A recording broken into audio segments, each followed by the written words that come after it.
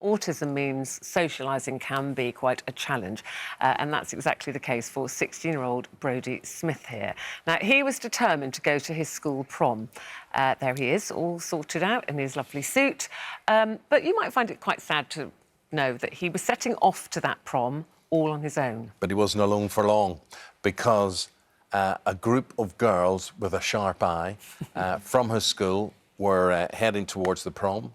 Brodie was walking past their car and, well, you tell us what happened next, Brodie. What happened? I was walking and then I saw their car go past and they shut the door light. And then they asked me if I wanted to get in the car. So I said yeah. Did he say yes straight away, Ellie? Lottie, was he a bit hesitant? No, he just got straight in. So you'd hired this gorgeous car, and there you all are in your gorgeous dresses, and you were going up the drive. What did you think when you saw Brodie? What was the discussion that you girls had? We saw him on his own. We were like, we're not going to let him walk in on his own. So we were like, one of our friends shouted out the window, there's Brodie, and we were like, oh, should we let him get in the car with us? So he got in the front. And, yeah, just drove the rest of the way with us. And we should do the introductions. Lottie, who you were speaking there, in the beautiful white gown and the lovely red gown, is Rosie. And then we've got Ellie beside her, goodness me, and then Alicia there as well. So well done you guys for everything that you thought about. Mum, tell us about Brodie and why that would have been such a big deal, what the girls did. Brodie was diagnosed with atypical autism when he was 8. Atypical autism means that he didn't have a lot of the typical symptoms of autism. He was quite affectionate with myself and he never had any problems with behaviour or anything like that.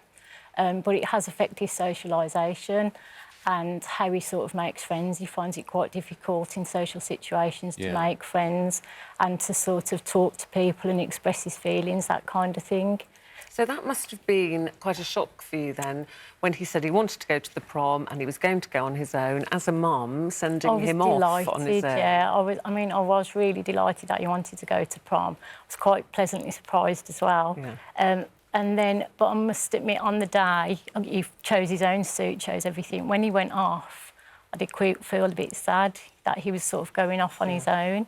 And it didn't just end there, Lottie, did it? Because you got to the prom and, you know, you didn't just kind of go, there you go, you've had a lift, see you later. I mean, you all had an evening together then. Yeah, because when we got out of the car, like, it's like, at prom, one of the main big things is, like, the photo, getting out the limos and stuff. And all the teachers are there, all the parents are there, and we thought, like, we're not going to let him just walk off on his own without getting a photo. Look at that. So we were, like, getting the photo and it was just normal.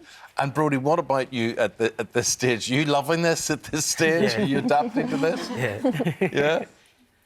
And how could you describe the whole evening, how you felt about, you know, deciding to go to the prom, the girls giving you that lift and then spending the evening there? Yeah, I was really pleased I went. I had a really nice time. And what normally, I'll ask you and your mum here, because you mightn't be aware, but what normally would intimidate you and frighten you in those sort of surroundings? Just all the people there. The noise, the lights, the atmosphere? And not so much all that, just like the amount of people. People. So here you have not just people, but 4 of the most glamorous people on the planet, I would say, here.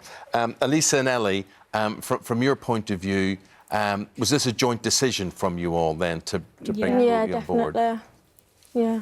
Yeah. And were you aware of him at school? Because I know you're all in the same year, but you're not always in the same friendship groups, are you? We're in his classes together, some of us are. Yeah. But none of us were aware that he had autism. We just let him in because we thought it's not nice for anyone to have to go to prom on their own. Yeah, yeah. So you didn't even know? We didn't know him. And tell me this, but the teachers recognised this. So the teachers then... tell us what happened there. So our head of year, Mr Stowe, he emailed all our mums individually and just said how grateful the school were for what we did. And before that, we didn't think it was a big deal. Yeah. So when they emailed, we were like, what? Like, yeah. we were like, It's funny how small things are a big deal. And, Mum, I was reading this week that Morrison's supermarket, for people with autism, they're having a quiet hour from 9 to 10 on a Saturday morning. And I'm immediately thinking, well, what would the problem be with that?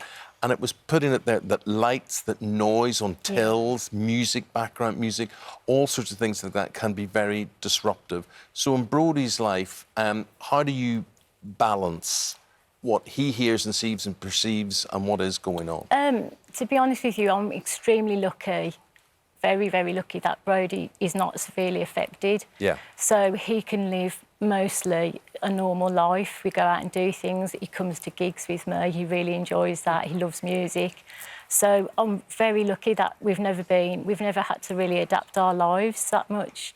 But I have worked with special needs children quite a lot, and I know that is a problem. So any awareness, such as what Morrison's are doing, is marvellous.